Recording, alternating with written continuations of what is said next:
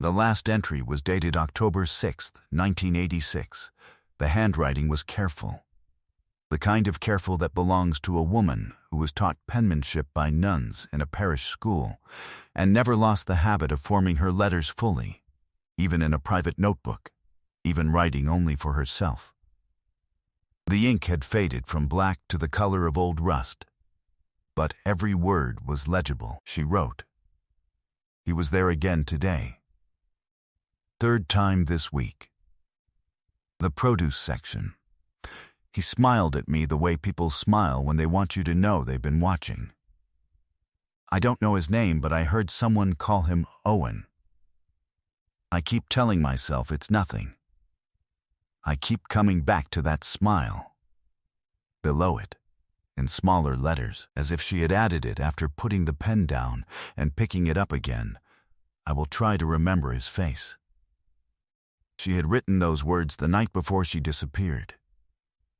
The notebook they were written in, 47 pages of entries spanning 14 months, a cloth-covered diary with a small brass clasp, had not been seen since October 7th, 1986. The morning Colette Arsenault kissed her 2 children goodbye, drove to the Winn-Dixie on Veterans Memorial Boulevard in Metairie, Louisiana, pushed a cart through the produce section, and never came out.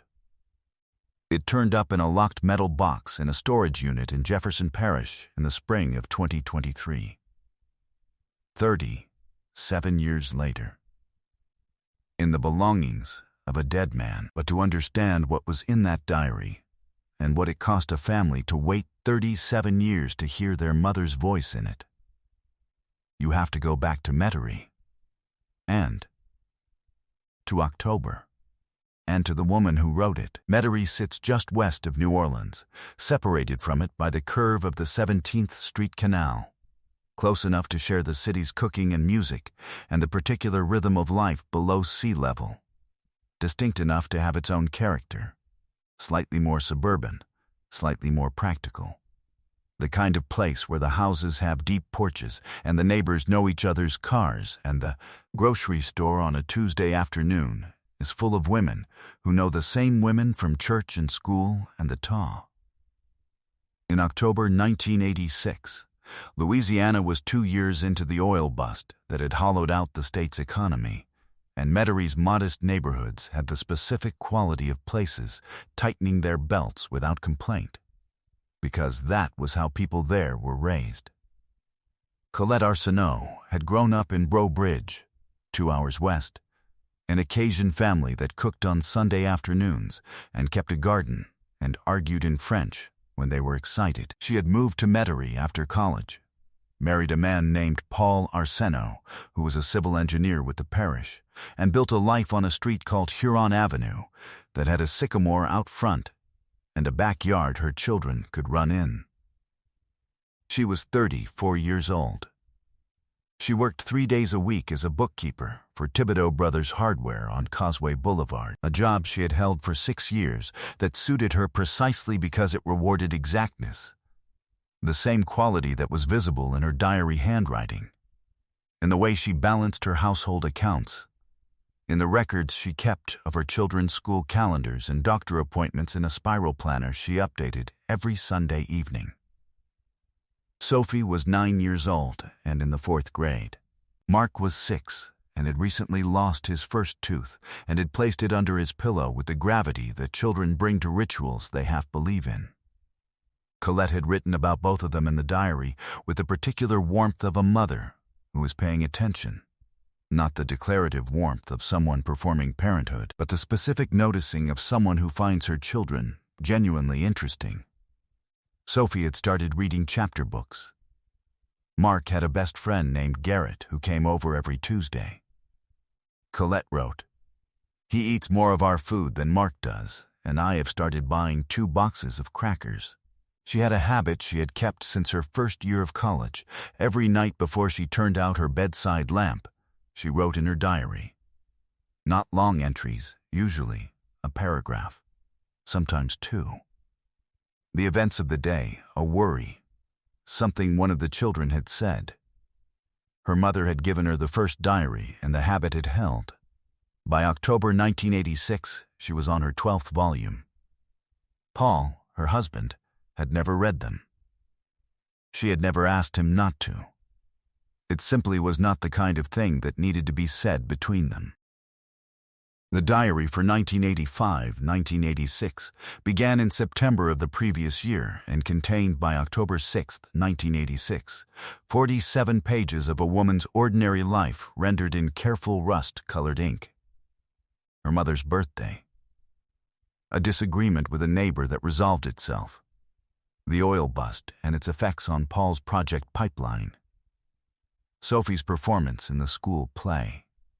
The recipe her aunt had finally written down for her. The small accumulated texture of a life that was proceeding as lives do when they are going well, not perfectly, but forward, and with people in it worth writing about. And then, in the final weeks of September and the first days of October, a new thread. Mentions of a man, at first just a passing note, saw that same man from last week.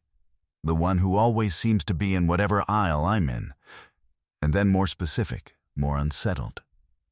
She had noticed a pattern. She had not known what to do with it. She had written it down because writing things down was what she did with things she couldn't resolve. Paul Arsenault read those final entries for the first time in 2023.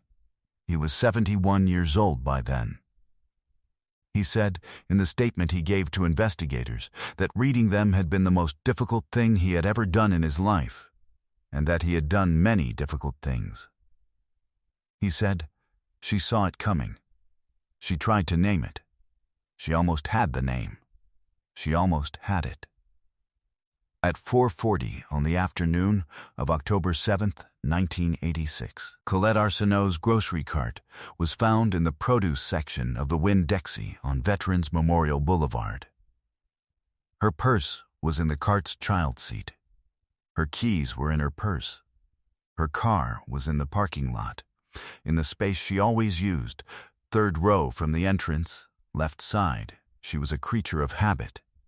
Her husband told the first detective, she always parked in the same place. A stock clerk had noticed the cart at approximately 4:15, unattended. He had assumed the customer had stepped away. By 4:40, when it was still there and the store was moving toward the dinner hour, the assistant manager had called for an announcement over the PA. No one had come. The Jefferson Parish Sheriff's Office received the call at 4:52. Deputies arrived by 5:15. Paul Arsenault reached at his office, arrived at 5:40. He had brought Sophie and Mark because there had been no one else to leave them with on short notice. And they stood in the Winn-Dixie parking lot in the October heat. Sophie holding Mark's hand the way older children hold younger ones when they understand something is wrong, but have been asked not to say so. The investigation of the parking lot and surrounding area produced one piece of physical evidence. A partial tire track in an oil stain near the far end of the lot, consistent with a vehicle that had been parked with its passenger side accessible to someone being moved quickly. The track was photographed. It was not matched to a specific vehicle in 1986. It was cataloged and stored. Inside the store, a single employee provided a description of a heavy-set man, approximately 40, she had seen near the produce section earlier that afternoon, who she did not recognize as a regular customer. He had been carrying a basket, not a cart. He had left the store without purchasing anything. She had not thought it remarkable at the time. She could not provide a license plate. She had not seen his vehicle. The store had a security camera at the main entrance and one at the customer service counter. Neither covered the produce section. Neither covered the side exit near the loading dock, which records showed had been propped open by a delivery driver that afternoon, and which, investigators determined, provided an unobserved path from the produce aisle to the far end of the parking lot. Colette Arsenault was never found. The lead detective on the case was a Jefferson Parish investigator named Howard Bowe, 44 years old. A careful and thorough man who had worked missing persons before, and who spent the first 3 months of the Arsenault investigation with an intensity that his colleagues noted, and that he was never quite able to explain, except by saying, "She had kids." He had kids. Some cases just sit in you differently. Beau developed 2 persons of interest. The first was a man from Colette's neighborhood who had made what 2 neighbors described as excessive and unwelcome conversation with her on multiple occasions over the preceding year. Beau spent 6 weeks on him. He had been at a job site in Kenner with 8 co-workers on the afternoon of October 7th, confirmed by a foreman's log and 4 separate interviews. He was eliminated. The second was a distant relative of Paul's, a man with a prior arrest, never charged, for following a woman in a parking garage in Baton Rouge. He had no verifiable alibi for the afternoon of October 7th, and Beau spent 3 months on him. But the Baton Rouge incident had produced no conviction, no physical evidence that could be connected to Colette's disappearance. And without a body, without a witness who could place him near the Winn-Dixie, without anything beyond proximity and a prior incident, it was not enough. A search warrant for his property was denied. The thread went cold. Beau never connected the produce section employee's description to anyone specific. The store did not keep employee records from competitor locations, and the idea that the man with the basket might have been a produce professional from another chain, someone who could walk into a grocery store and look like he belonged there in a way that would not register as unusual, was not a direction the investigation pursued. It was a direction that, looking back, Beau would spend years turning over in his mind. Paul Arsenault put Sophie and Mark to bed every night and told them their mother loved them and was not gone the way people were gone when they were gone forever. And he believed this for 2 years. And then he stopped believing it the way a wound finally closes. Not healed, just closed. He told the children the truth when Sophie was 12. Sophie nodded in the careful way of children who have already understood, but needed the adult to say it. Mark cried. Paul held them both and did not say anything for a long time because there was nothing to say that would be sufficient. He did not remarry. He learned to cook the Cajun dishes Colette had made on Sundays.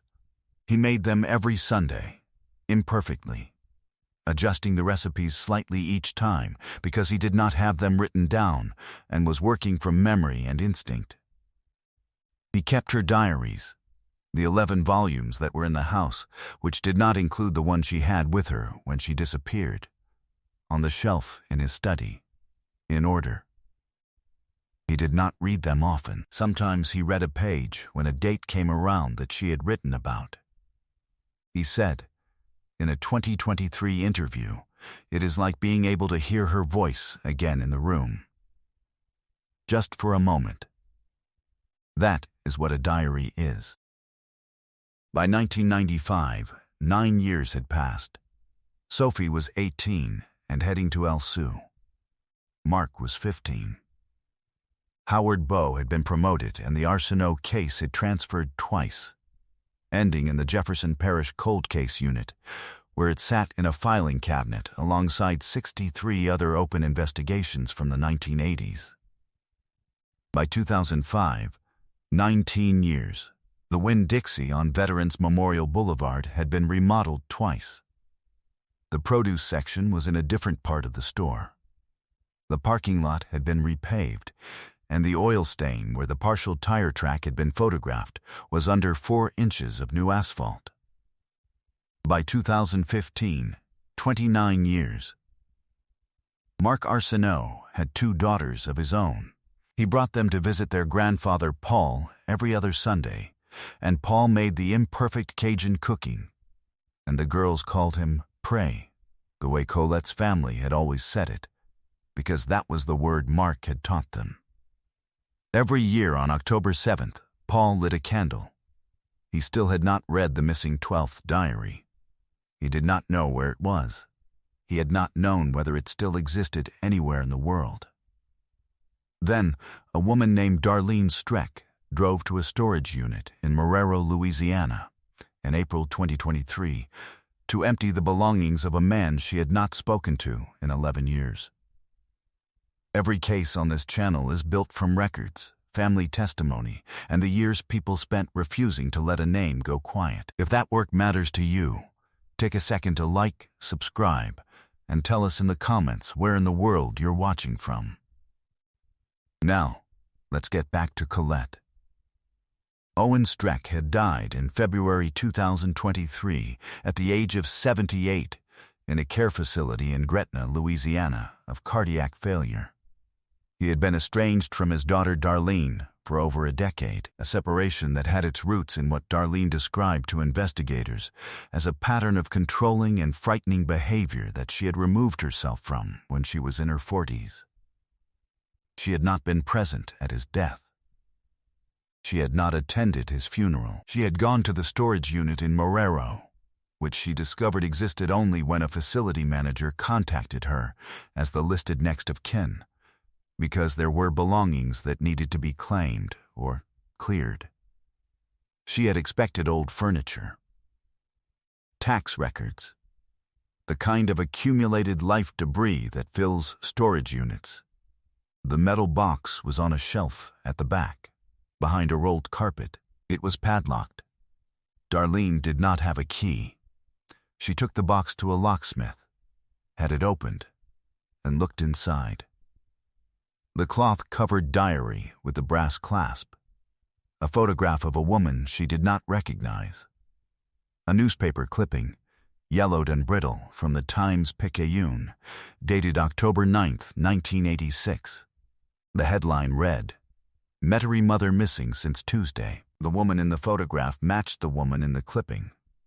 Darlene Streck sat in her car in the locksmith's parking lot for a long time. Then she drove to the Jefferson Parish Sheriff's Office. Detective Yolanda Tron of the Cold Case Unit received the box at 11:40 on a Tuesday morning. She was 36 years old and had been assigned to the Arsenault case 6 months earlier as part of a systematic review of open missing persons investigations from the 1980s. She had read the file twice. She had noted the description from the produce section employee: heavyset, approximately 40, a basket rather than a cart, left without purchasing anything. She had noted that the description had never been matched. She opened the diary to the last entry. She read it once. Then she looked up Owen Streck in the Louisiana Occupational Licensing Database.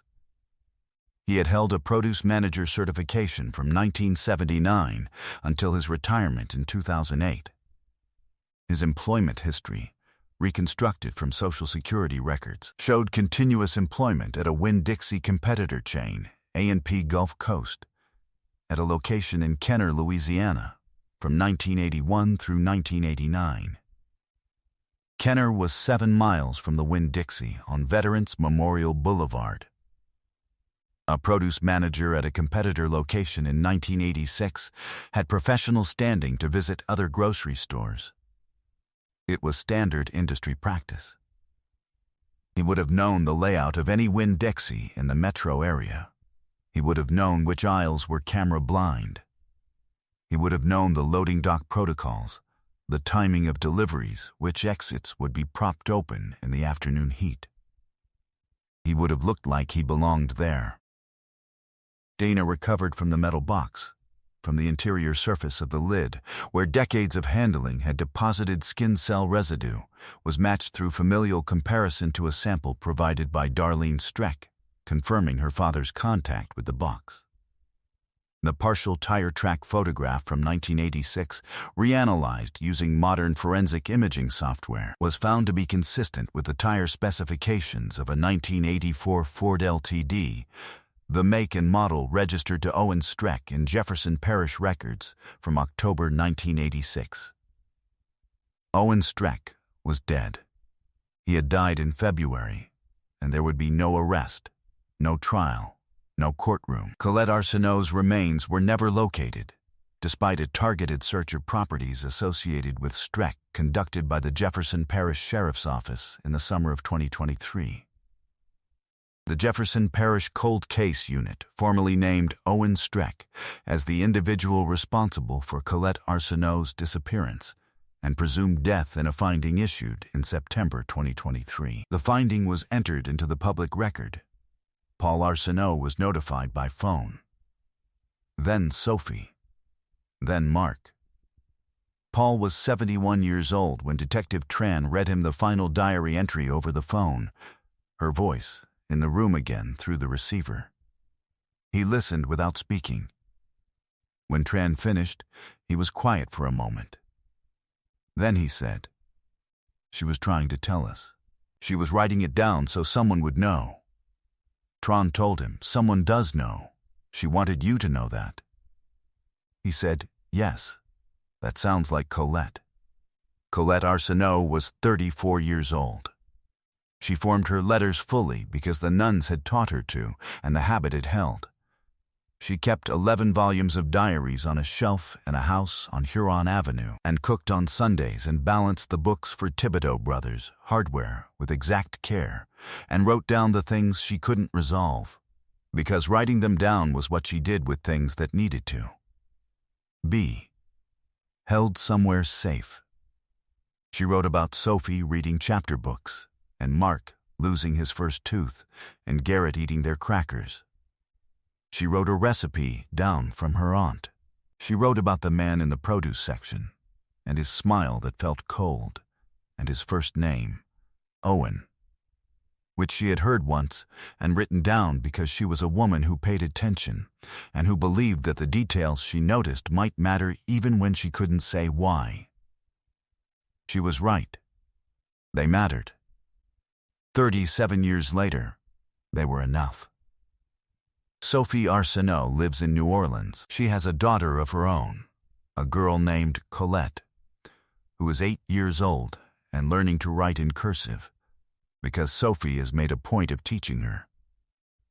Sophie has said that she does not know if she will give the girl a diary when she is old enough. She has said, "I think I will." I think the act of writing something down is an act of faith. You write it down because you believe it will be read. You believe someone is listening, even if you don't know who yet. My mother believed that. She was right. Mark Arsenault drove from his home in Baton Rouge to his father's house in Metairie the night the finding was announced. He brought his daughters. They sat at the kitchen table, and Paul made the imperfect Sunday cooking on a Thursday because the occasion seemed to demand it, and they lit the October candle. And they talked about Colette, not about what had been done to her, but about who she was, what she had cooked, what she had written, the way she had said their names. Paul Arsenault still has the 11 volumes on the shelf in his study.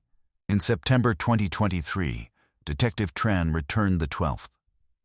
He placed it at the end of the row, where it belonged, and for the first time in 37 years, all 12 volumes were together on the shelf. He did not open it that night. He sat in his study for a while with the candle and the shelf and the room that had held her voice in it all along. The Jefferson Parish Sheriff's Office has since updated its cold case review protocol to include, as a standard step, the cross-referencing of witness descriptions against occupational licensing databases for relevant trades. A specific, practical change that costs nothing and takes 20 minutes. It exists because a woman named Colette Arsenault wrote down a first name in a diary, and a detective named Yolanda Tran thought to ask what industry that first name might have come from. What does it say about the courage it takes to write down a fear when you have no proof? And what do we owe to the women and men who put their observations on paper in private, not knowing who might one day need to read them? Does a case closed without a trial, without a sentence, without Colette ever being brought home, give her family what they were owed? or only a portion of it. And when you think about Paul Arsenault placing that 12th volume at the end of the row after 37 years, what does that small act of completion tell us about what we need at the end of a very long wait? Justice came for Colette Arsenault after 37 years. Her story, and the story of every entry she wrote, right up to the last one, reminds us that truth, however long it waits to be heard, does not stop speaking. If you believe that too, subscribe so you don't miss the next case. More cases are waiting in the description. Thank you for being here.